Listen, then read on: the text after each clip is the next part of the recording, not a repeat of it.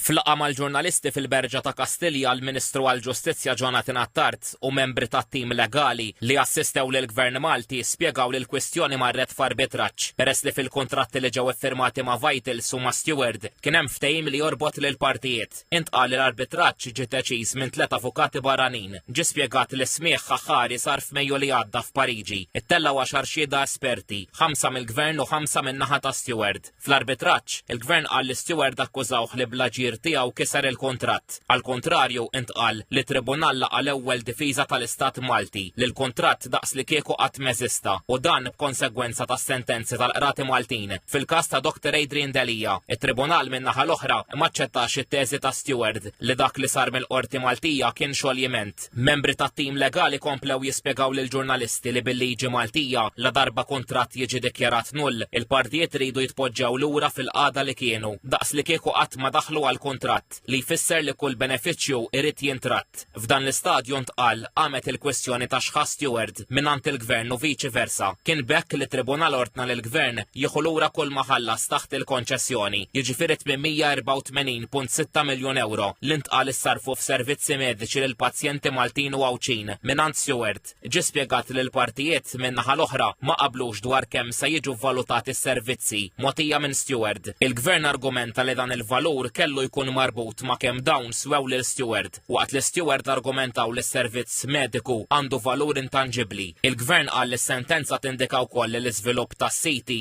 ma kellux jaqsam mal-loti tas-servizzi. Qal li wara li analizza termini tal-kontratt, it-tribunal irriżultalu li l-Gvern tab konċessjoni 3 sptarijiet u rabat lil konċessjonarju l-ewwel lil Vitals u mbagħad lil Steward biex jiżviluppawha ma' spejjeż tagħhom. Il-Gvern temm jgħid li s-sentenza tixhed li s-servizz li ħallas għalih ħadu u li bl-appoġġ ta' tim legali iddefenda b'suċċess l-interessi ta' Malta.